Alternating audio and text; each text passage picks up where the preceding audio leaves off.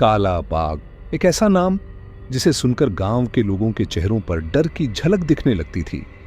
जंगल के बीचों बीच बसा एक काला सन्नाटा, जहां सूरज भी जल्दी ढल जाता था। लोग कहते थे वहां एक काला बला रहता है, बेहद चालाक, तेज और डरावना। कोई उसे कभी पकड़ नहीं सका, बस पेड़ों के बीच खरोंचों के निशान और खाली आंखों में डरावनी खामोशी। लेकिन शहजाद जानता था वो बला कोई कातिल नहीं था। शहजाद की उम्र सिर्फ 10 साल थी, लेकिन जंगल से उसका रिश्ता बहुत गहरा था। वो हर शाम अपने दादाजी के साथ बैठकर जंगल की कहानियां सुना करता था। दादाजी एक जमाने में फॉरेस्ट ऑफिसर थे, जिन्होंने अपनी जवानी के दिन जंगल में ही बिताए थे। दादाजी अक्सर कहा करते, बेटा, जंगल में सिर्फ जानवर नहीं रहते, वहां जज्बात भी होते हैं, दोस्ती, दुश्मनी और कभी कभी बदला। शहजाद उन कहानियों में खो जाया करता। उसकी आंखें चमकने लगतीं जब वो जंगल के शेर ए जंगल की बातें सुनता। लेकिन उसके दिल में कुछ और भी था, एक खामोश सवाल, एक छुपा हुआ सच। अगर काला बला सच में कातिल होता तो उस रात उसने मुझे क्यों नहीं मारा? वो रात शहजाद कभी नहीं भूल सका। 2 महीने पहले की बात है। गांव में जानवर गायब होने लगे थे, कुछ पालतू, कुछ जंगली। लोग घबरा गए थे, डर के मारे जंगल जाना छोड़ चुके थे। सबकी जबान पर एक ही इल्जाम था, काला बला। लेकिन शहजाद वो सच्चाई जानता था। उस रात वह चुपके से अकेले जंगल की तरफ निकल पड़ा।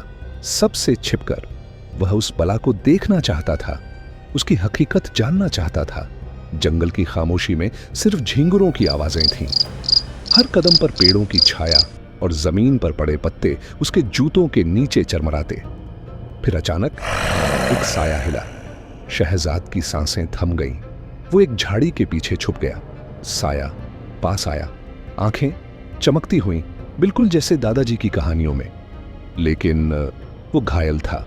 काला बला खून से लथपथ, लड़खड़ाता हुआ शहजाद के सामने खड़ा था। उसकी आंखों में वहशत नहीं थी, दर्द था, खामोशी थी, एक फरियाद थी। शहजाद की आंखों में आंसू आ गए। तुम कातिल नहीं हो, उसके दिल ने कहा। सुबह शहजाद चुपचाप जंगल से वापस आया। उसने किसी से कुछ नहीं कहा, लेकिन उसके दिल में फैसला हो चुका था। वह सच जाने बगैर चुप नहीं बैठेगा। उसे अंदाजा नहीं था कि काला बला तो सबसे छोटा रहस्य है। जंगल में एक और राक्षस पल रहा था, एक शेर जिसे सब भूल चुके थे। कुछ दिन बीत गए।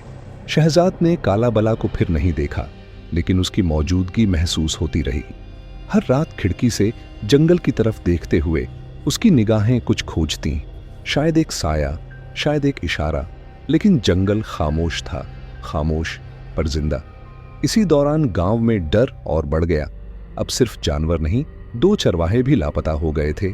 और इस बार निशान काले बले के नहीं थे, बल्कि बड़े पंजे, लंबे निशान और मिट्टी में गहरे खून के धब्बे। दादाजी ने जब वो निशान देखे, उनकी आंखों में एक जानी पहचानी सी डर की लहर दौड़ गई। ये बला नहीं, ये तो शेर के कदमों के निशान हैं। मगर दादाजी, यहां कोई शेर तो नहीं बचा? नहीं बचा था बेटा, अब लगता है कि लौट आया है। शहजाद अब उलझन में था। क्या सचमुच एक शेर वापस आ गया है, या ये सब सिर्फ डर का वहम है? लेकिन दादाजी की बातें गवाही दे रही थीं कि ये सिर्फ गुमान नहीं है। दादाजी ने एक पुराना संदूक खोला। उसमें से एक भारी मिट्टी से सना हुआ नोटबुक निकाला। ये मेरे जंगल के दिनों की डायरी है और इसमें एक शेर का जिक्र है, शेर जंगल, जिसे हमने मारा नहीं था, बस भगा दिया था। शहजाद की आंखें फैल गईं। वही शेर?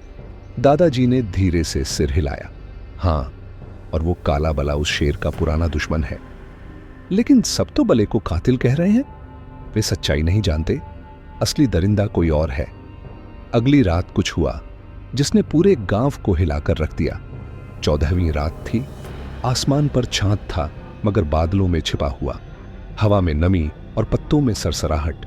एक चीख, एक जोरदार चीख, और फिर खामोशी। लोगों के हाथों में लालटेनें थीं। सब उस आवाज की ओर दौड़े। एक बैल का आधा शरीर खेत में पड़ा था। पंजों के निशान उसके चारों ओर गोल घेरे में घूम रहे थे। किसी ने धीरे से कहा, यह बला का काम नहीं, ये शेर है। दादाजी और शहजाद वहां पहुंचे तो सन्नाटा था। दादाजी जमीन पर झुके, निशानों को देखकर सिर हिलाया। ये वही है, जंगल का शेर वापस आ गया है। उसी रात शहजाद चुपके से घर से निकला, हाथ में दादाजी की दी हुई पुरानी दूरबीन और जेब में एक छोटा टॉर्च। वह जानना चाहता था कि काला बला कहां है।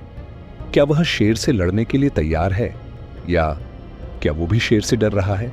जंगल के अंदर जाते ही उसे एक हल्की सी आवाज सुनाई दी, जैसे कोई झकमी सांसें ले रहा हो। पेड़ों के बीच उसे एक काला शरीर दिखाई दिया। काला बला फिर सामने था, लेकिन इस बार उसकी आंखों में सिर्फ दर्द नहीं, डर भी था। शहजाद ने धीरे से कहा, क्या तुम शेर से डर रहे हो? बला ने आंखें बंद कर ली, जैसे जवाब दे दिया हो। और फिर दूर से एक दहाड़, ऐसी आवाज जो पूरे जंगल को हिला दे। शेर आ गया था। शेर की दहाड़ ने पूरे जंगल में डर बसा दिया था। पेड़ों की डालियां हिलने लगीं, पक्षी उड़ गए और शहजाद का दिल जैसे सीने से बाहर आने को था। काला बला अपनी जगह पर जमा रहा। उसकी चमकती आंखें अंधेरे में उसी सन्नाटे के साथ खड़ी थीं, लेकिन अब उनमें एक चमक थी, चुनौती की।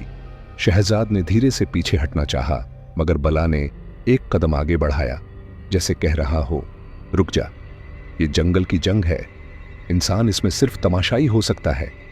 शेर प्रकट हुआ, एक विशालकाय, पुराने जख्मों से भरा हुआ शेर, मगर गर्व से सीधा खड़ा। उसकी आंखों में दुश्मनी थी, पुरानी नफरत थी।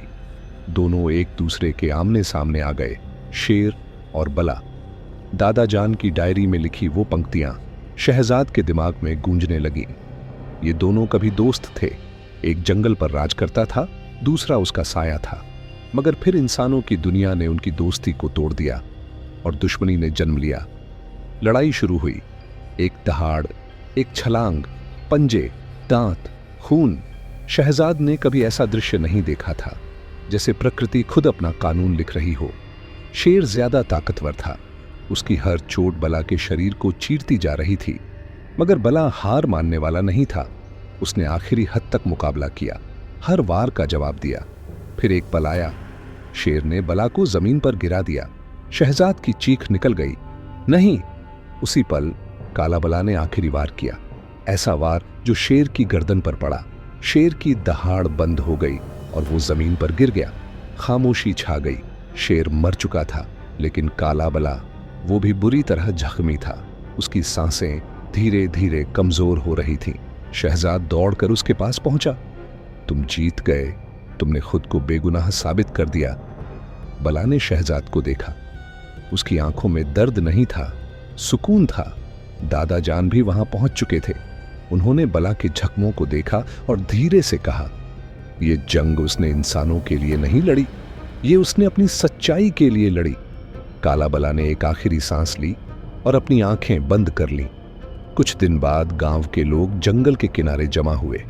दादा जान ने सबको बताया कि कातिल शेर था, न कि काला बला। वो बला जो हमेशा छिपता रहा, इल्जाम सहता रहा, लेकिन आखिर में उसने खुद को कुर्बान करके सच को जिंदा कर दिया। शहजाद ने जंगल के किनारे एक पत्थर पर लकीर खींची। यहां एक बेजुबान दोस्त सो रहा है, जिसे दुनिया ने कभी समझा नहीं। काला बाग का आखिरी बला अब इस दुनिया में नहीं था, मगर उसकी कहानी, उसकी कुर्बानी शहजाद के दिल में हमेशा के लिए महफूज हो चुकी थी।